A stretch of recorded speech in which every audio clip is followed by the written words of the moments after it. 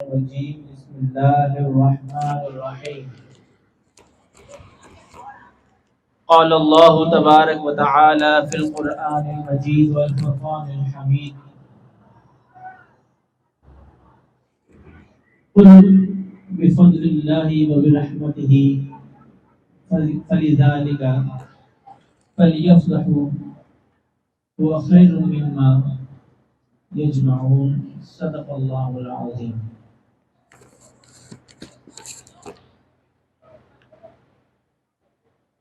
آپ تمام ہی حاضرین اور ناظرین کو السلام علیکم ورحمۃ اللہ وبرکاتہ۔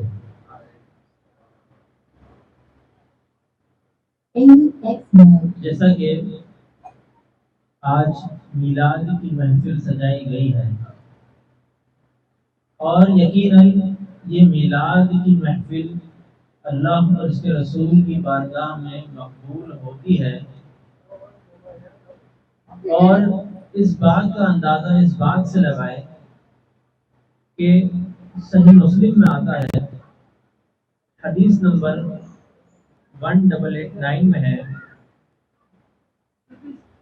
کہ حضرت معاویہ رضی اللہ تعالی عنہ بیان فرماتے ہیں کہ ایک مرتبہ حضور علیہ الصلوۃ والسلام صحن مدینہ منورہ میں جب تشریف لائے تو آپ نے دیکھا کہ صحابہ کرام علیہ رضوان کا ایک حلقہ لگا ہوا تھا۔ تو حضور علیہ الصلوۃ والسلام تمام صحابہ کرام علیہ رضوان کے اس حلقے کی طرف تشریف لائے اور عرض کی اور فرمایا نبی علیہ السلام نے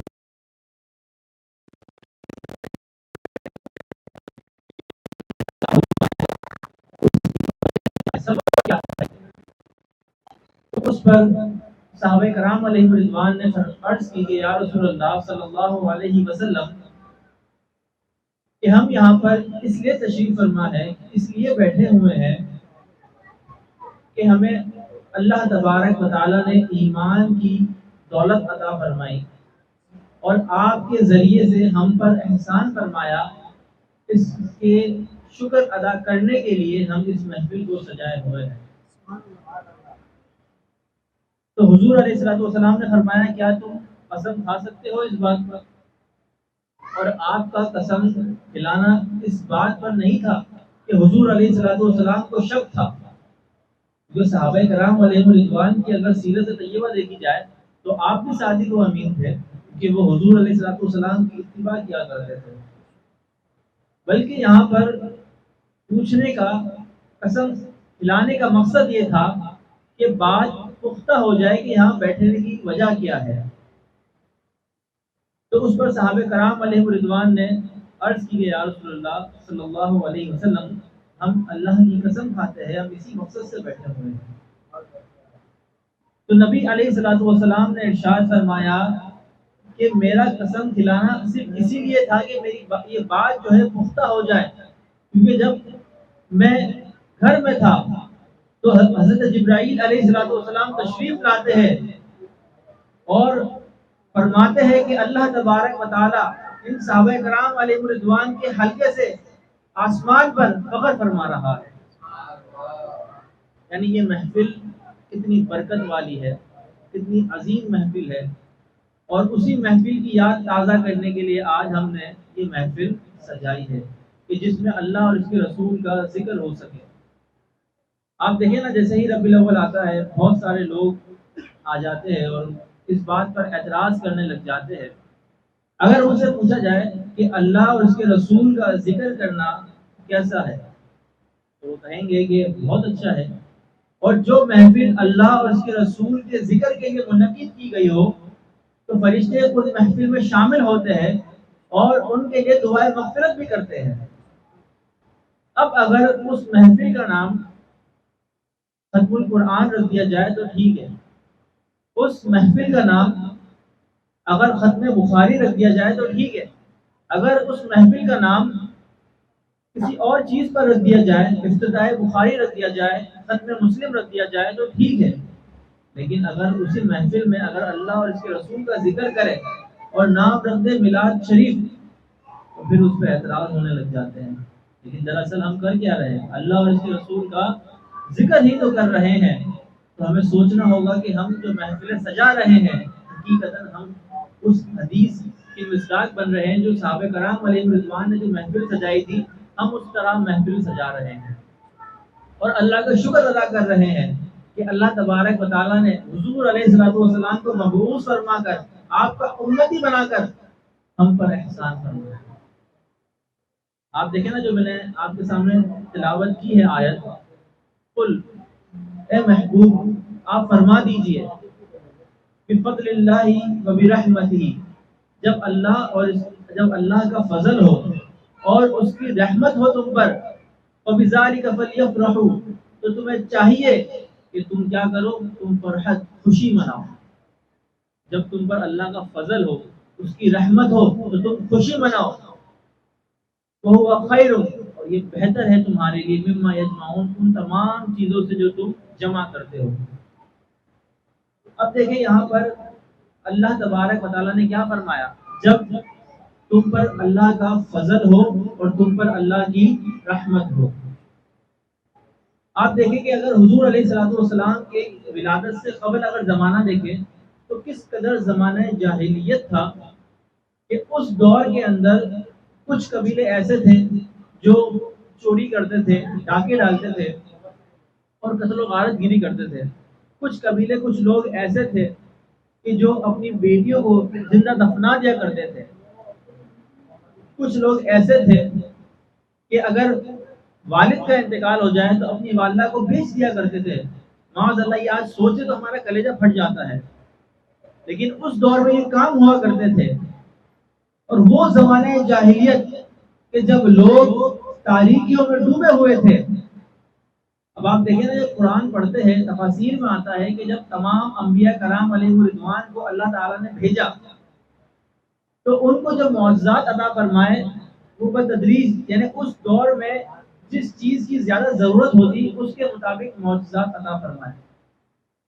جیسے حضرت موسیٰ علیہ الصلوۃ والسلام کو اللہ نے عصا عطا فرمایا اور نورانی ہاتھ عطا فرمایا، کیونکہ اس دور میں جو ہے وہ جادوگری بہت عروج پر تھی.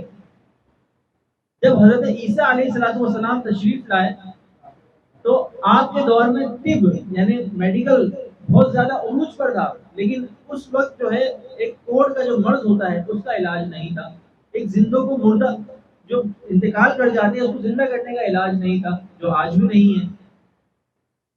حضرت عیسیٰ علیہ الصلوۃ والسلام کو اللہ نے وہ معجزات عطا فرمائے کہ کوڑ کے مرض والے کے بیماری کو دور کر دیتے تھے. اب نے قرآن میں پڑھا ہوگا کہ حضرت عیسیٰ علیہ السلام فرماتے کہ باذن اللہ کھڑا ہو جا، تم باذن اللہ، تو اللہ کے حکم سے مرا ہوا شخص کھڑا ہو جاتا. تو جب زمانہ جاہلیت تھا اور تمام لوگ پریشان تھے اس جہالت کے دور سے، اس اندھیری نگری سے نکالنے کے لیے حضور علیہ الصلوۃ والسلام ہمارے درمیان مبعوث کیے گئے. اور آپ ایسی شریعت لے کر آئے کہ جس سے انسان اپنی زندگی، اپنی سوچ، اپنی فکر، اپنی سماجی زندگی ہر لحاظ سے جو ہے وہ عمدگی کی طرف آئے، تاریکی سے روشنی کی طرف آئے. حضور علیہ الصلوۃ والسلام نے ہمیں ایسی زندگی گزارنے کے طریقے بتائے. تو جب وہ دور جو تاریکی میں تھا اور اس دور سے اٹھا کے حضور علیہ الصلوۃ والسلام نے ہمیں روشنیوں کے ایک اسلام میں لے آئے، روشنی میں لے آئے، تو کیا وہ ہمارے لیے رحمت نہیں ہے؟ چلے ہم یہ بات کو اگر نہیں مانتے تو قرآن پاک میں آتا ہے کہ وما ارسلناک الا رحمۃ للعالمین، کہ ہم نے آپ کو نہیں بھیجا مگر رحمت للعالمین بنا کر. اب تو اللہ تعالیٰ فرما رہا ہے کہ ہم نے آپ کو رحمت للعالمین بنا کر بھیجا ہے. اور اس آیت میں کیا آیا کہ جب اللہ کا فضل ہو، اللہ کی رحمت ہو تو تم اس خوشی کا خوب چرچا کرو. اب اس خوشی کا چرچا کرنے میں اگر یہاں پر لفظ ذکر کر دیا جائے عید کا دن، تو یہاں پر بھی بہت سارے اعتراضات کھڑے ہو جاتے ہیں کہ عید، اچھا تو بتاؤ پھر تکبیر کتنی ہوگی نماز کی؟ کچھ دنوں پہلے ہی میں ایک پوسٹ دیکھ رہا تھا، اس میں کچھ اعتراضات آنے لگ گئے کہ عید میلاد النبی، اچھا تو بتاؤ شریعت میں 2 عید دی ہے تو اس عید کی نماز کیسے ادا کرتے ہیں؟ اس عید کی نماز جو ہے وہ کس طرح سے ادا ہوگی؟ کیا پڑھیں گے، کیا نہیں پڑھیں گے؟ ارے عقل کے اندھے، ذرا سوچ تو صحیح کہ قرآن پاک میں آیا ہے کہ اللہم ربنا انزل علینا مائدہ، کہ حضرت عیسیٰ علیہ السلام نے فرمایا اللہ تبارک و تعالیٰ سے کہ اے ہمارے رب ہمارے درمیان دسترخوان نازل فرما. کیوں فرما؟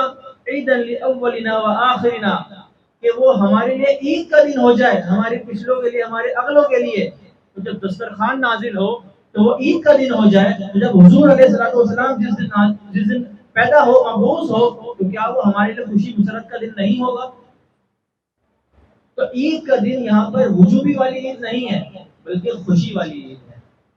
یہ شرعی عید نہیں ہے، شرعی عید دو ہی ہے. یہ عید خوشی اور مسرت والی عید ہے، اور اس عید کو اگر منایا جائے اور اچھے انداز سے بنایا جائے تو بہت اچھی بات ہے. جیسا کہ حضور علیہ السلام کے متعلق آتا ہے کہ آپ علیہ السلام سے جب پوچھا گیا کہ آپ پیر کے دن روزہ کیوں رکھتے ہیں تو نبی علیہ السلام نے فرمایا کہ اس دن مجھے پیدا کیا گیا اور اسی دن مجھ پر وحی نازل ہوئی. تو حضور علیہ السلام کا طریقہ کار کیا تھا کہ آپ جو ہے وہ روزہ رکھتے تھے اس دن جس دن آپ پیدا ہوئے. پھر صحابہ کرام علیہ رضوان کا عمل ہم نے سنا حدیث کے متعلق کہ وہ محفل لگاتے تھے، اس میں حضور علیہ السلام کا اور اللہ کا شکر ادا کرتے تھے کہ آپ نے ہمارے درمیان حضور کو مبعوث فرمایا اور ہمیں ایمان کی دولت عطا فرمائی کہ ہم جہنم سے نکل کر جنت میں چلے جائیں گے. تو اس کا شکر ادا کریں. اور یہ جو محفل سجی ہے بہت اچھی محفل ہے، کیونکہ اس میں کوئی کسی قسم کا کوئی خرافات نہیں ہے، صرف اللہ اور اس کے رسول کا ذکر ہے. تو ایسی محفلیں سجانا، اس طرح میلاد بنانا بہت ہی عمدہ اور اعلیٰ ہے، اور ایسی محفلیں ہی اللہ اور اس کے رسول کی بارگاہ میں قبول و منظور ہوتی ہے. اب حضور علیہ السلام کی آمد ہو اور حضور علیہ السلام کے احکامات پر عمل نہ ہو، کتنی بری بات ہے. کہ حضور علیہ السلام ہمیں تاریکی سے نکال کر روشنی کی طرف لے آئے، ہمیں سکھایا کہ تمہیں حقوق العباد ادا کرنے ہیں. یعنی اللہ نے تم پر جو حق رکھے ہیں نماز کے، روزے کے، حج کے اگر مال ہے، زکوٰۃ اگر تمہارے پاس مال ہے تو یہ تمہیں ادا کرنے ہیں. حقوق العباد، حقوق العباد میں کیا آتے ہیں کہ بیوی کے شوہر پر کیا حق ہے، شوہر کے بیوی پر کیا حق ہے، والدین کے بچوں پر کیا حق ہے، بچوں کے والدین پر کیا حق ہے. ہمیں یہ سیکھنا چاہیے. ہم حقوق العباد سے، حقوق اللہ سے بے خبر ہوتے ہیں، ہمیں معلوم ہی نہیں ہوتے کہ اللہ اور اس کے رسول کے حقوق کیا ہے اور ہمارے بندوں کے ساتھ حقوق کیا ہے. حدیث پاک میں آتا ہے کہ کہ نبی علیہ السلام نے فرمایا صحابہ کرام علیہ رضوان سے، اتدرون من المفلس، کہ تم جانتے ہو کہ مفلس شخص کون ہے؟ ہمارے ذہن میں ایک مفلس شخص کون ہوتا ہے کہ جس کے پاس نہ مال ہو نہ دولت ہو. یہی ہوتا ہے نا، جو غریب ہو، جس کے پاس مال نہیں ہے، پیسے نہیں ہیں، اچھے کپڑے نہیں ہیں پہننے کو. تو نبی علیہ السلام نے فرمایا، تو صحابہ کرام نے بھی یہی جواب دیا کہ مفلس شخص وہی ہے جس کے پاس پیسے نہ ہو، مال و دولت نہ ہو. تو نبی علیہ السلام نے فرمایا کہ مفلس شخص وہ نہیں ہے جس کے پاس مال و دولت نہ ہو، بلکہ فرمایا کہ مفلس شخص تو وہ ہے کہ جو نمازیں ادا کرتا ہو، روزے رکھتا ہو، زکاتیں ادا کرتا ہو، لیکن حقوق العباد کے اندر کوتاہی کرتا ہو. چلتے ہوئے کسی کو پریشان کرتا ہو، کسی کو گالی دیتا ہو، اپنے والدین کے ساتھ بدتمیزی کرتا ہو، اپنی اولاد پر شفقت نہ کرتا ہو، ان کی حق تلفی کرتا ہو، ان کے حقوق پوری طرح ادا نہ کرتا ہو، پڑوسی کو پریشان کرتا ہو. تو ہوگا کیا کہ جب بروز قیامت وہ اللہ تبارک و تعالیٰ کی بارگاہ میں پیش ہوگا حساب و کتاب کے لیے، تو اس کے پاس پہاڑوں جتنے نیک اعمال ہوں گے، نمازیں ہوں گی، روزے ہوں گے، حج جیسے بڑے بڑے اعمال ہوں گے، لیکن جب اس کا حساب و کتاب شروع ہوگا تو کہا جائے گا کہ تم نے فلاں شخص کو گالی دی تھی، اتنے سال کی نماز اس کو دے دیں. تم نے اس کا حق طلب کیا تھا، اتنے سال کی نماز اسے دے دیں. تم نے اس کے ساتھ یہ معاملہ کیا تھا، اتنے سال کے معاملات اس کو دے دیں. حتیٰ کہ تمام اس کے نیک اعمال ختم ہو جائیں گے، لیکن ابھی بھی ایسے لوگ موجود ہوں گے جس کے ساتھ اس نے حق تلفی کی ہوگی. تو پھر اس کے گناہ اس کے سر پر ڈالے جائیں گے، حتیٰ کہ وہ شخص دکھنے میں بظاہر جنتی تھا لیکن اسے جہنم میں ڈال دیا جائے گا، جو اس کے سارے اعمال تو ختم ہو گئے. اور یہ حقوق اللہ اور حقوق العباد ہمیں معلوم کیسے ہوں گے؟ جب تک ہم دین کی طرف نہیں آئیں گے، دین نہیں سیکھیں گے۔ تو نبی علیہ الصلوۃ والسلام نے تو فرمایا طلب العلم فریضۃ علی کل مسلم، کہ علم کا طلب کرنا ہر مسلمان مرد و عورت پر فرض ہے۔ اور یہ کون سا علم ہے؟ کہ جو روزمرہ کے معاملات میں آتے ہیں، نکاح کے معاملات، طلاق کے مسائل، نکاح کے مسائل، خرید و فروخت کے مسائل، یہ تمام مسائل سیکھنا ہم پر لازم اور ضروری ہے، لیکن ہم نہیں سیکھتے۔ اور علم کے متعلق تو یہاں تک آتا ہے کہ حضور علیہ الصلوۃ والسلام نے فرمایا کہ جو شخص ایک عالم کی فضیلت عابد پر ایسے ہے جیسے میری فضیلت کسی ادنا پر ہے، تو حضور علیہ الصلوۃ والسلام کا یہ فرمان، تو پھر ہمیں اس بات پر غور کرنا چاہیے کہ ہم حضور کا میلاد بنا رہے ہیں، تو پھر صحابہ کرام علیہ رضوان کی طرح اتباع کرنے کی کوشش بھی کریں کہ ہم علم حاصل کریں، اپنے بچوں کو بھی علم سکھائیں، تاکہ وہ بھی گمراہی سے نکلے، ہم بھی گمراہی سے نکلیں، تاکہ وہ بھی اپنی زندگی اللہ اور اس کے رسول کے احکامات کے مطابق گزاریں، اور ہم بھی جو ہے اپنی زندگی اللہ اور اس کے رسول کے احکامات کے مطابق گزاریں۔ کیونکہ ہمارا عقیدہ تو یہی ہے کہ یہ زندگی وقتی زندگی ہے، اصل زندگی تو مرنے کے بعد شروع ہوگی، جو نہ ختم ہونے والی زندگی ہے۔ تو اگر اس زندگی کو اچھا بنانا ہے تو یہ زندگی اللہ اور اس کے رسول کے بتائے گئے اصولوں کے مطابق گزاریں گے تو اچھی گزرے گی آخرت میں، ورنہ بہت مشکل حالات ہو جائیں گے۔ تو اللہ تعالیٰ سے یہی دعا ہے کہ جو کچھ ہم نے سنا اس پر عمل کرنے کی توفیق عطا فرمائے۔ وآخر دعوانا الحمد للہ رب العالمین۔